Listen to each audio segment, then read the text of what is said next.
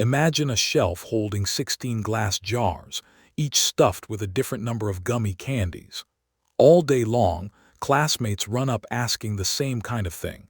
How many candies live in jars 3 through 9? You could count them one by one every single time. But what if 100 kids ask before lunch? So here's the puzzle from before in plain words. A range question means pick a start jar and an end jar, then add up everything in between. Simple to say, but the shelf is long. If we always walk jar to jar, big shelves and many questions turn our quick answer into a slow, tiring chore. Now that we know a range is just a sum, watch what happens as questions pile up. Answering by walking means touching every jar in the range over and over. 10 jars, 1,000 questions, that's 10,000 touches. The bigger the shelf grows, the harder our hand works. There must be a smarter shortcut. But what if we did the adding ahead of time? Imagine gluing a sticky label onto every pair of jars that says their combined total. Then a label on every pair of pairs. We keep grouping until one big label covers the whole shelf. Now the totals are already waiting for us before anyone even asks. Stack those labels up and something beautiful appears, a tree. The jars are the leaves at the bottom. Each label above stores the total of the 2 boxes below it. The very top holds the grand total of everything. This shape, built from summed segments, is our segment tree. Now look closely at what each box means. Every node owns a stretch of jars and stores their sum. That stretch is its segment, which is where the name comes from. Leaves own a single jar. Parents own the 2 segments below them joined together. The root owns the entire shelf. Remember the kid asking about jars 3 through 9. Instead of touching all 7 jars, we pick a handful of ready-made labels that perfectly tile that range. A box here, a box there, add their totals, done. A few peaks replace a long walk. That's the magic payoff. Notice how few boxes we actually touched.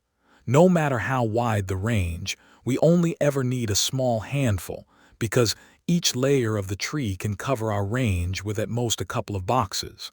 As the shelf doubles, the number of peaks barely grows. That's the real superpower.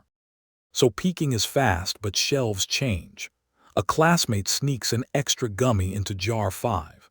Now that jar's count is wrong, and every label above it that included jar 5 is wrong too. If we don't fix them, our quick answers start lying. So how do we repair the tree? Here's the neat part. We don't rebuild everything.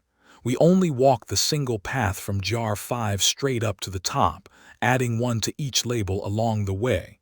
Every other box was never affected, so we leave it alone. A tiny climb fixes the whole tree. Just like answering, fixing is only a short climb, the same small handful of boxes from leaf to root.